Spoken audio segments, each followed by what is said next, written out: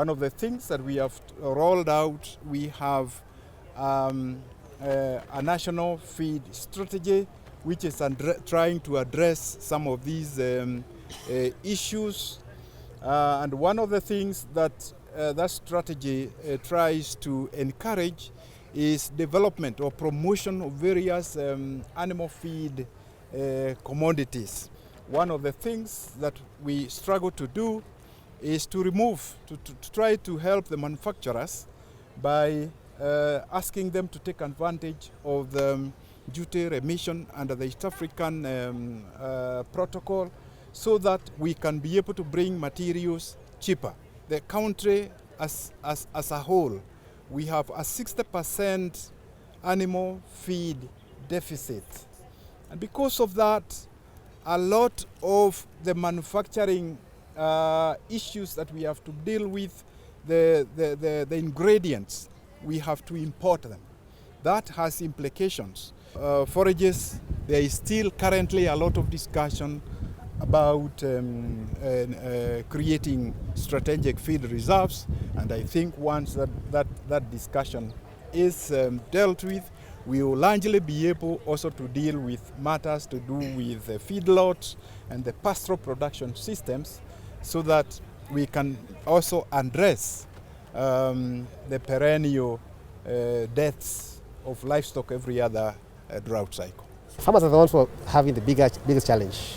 They are feeding silage, they are feeding hay, and we've done some tests, and we realize that the silages and hays actually have quite high levels of aflatoxins. So, but we are working closely with them to see how we can also help them to manage that issue. Because at the end of the day, the farmers are our customers.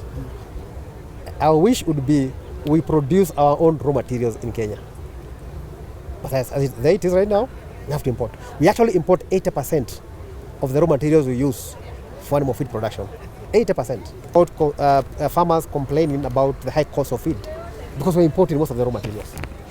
But if we were to produce those raw materials here in Kenya, I will guarantee you the feed prices in Kenya would be far much lower.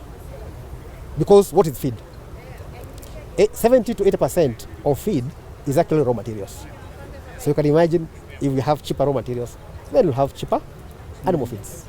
My message to farmers would be to adopt modern production technologies, so that they also have to they maximize how much the animals are producing by adopting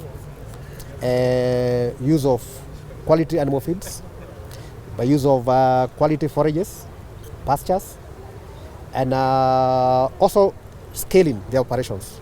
Because we realize most of our farmers are pretty small, especially when it comes to pot.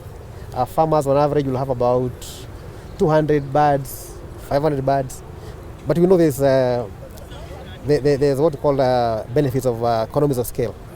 For those who are formerly doing animal feeds production, aflatoxin, and even not to be only specific to aflatoxin, to talk in general mycotoxins, that's not an issue, because we have provided the industry with the products that bite any aflatoxin or mycotoxins that could be in their feeds.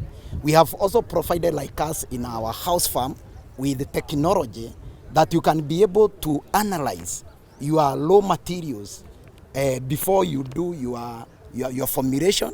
And also again, we offer as after sales service a free analysis of animal feeds to make sure that what goes to the market is free of any aflatoxin.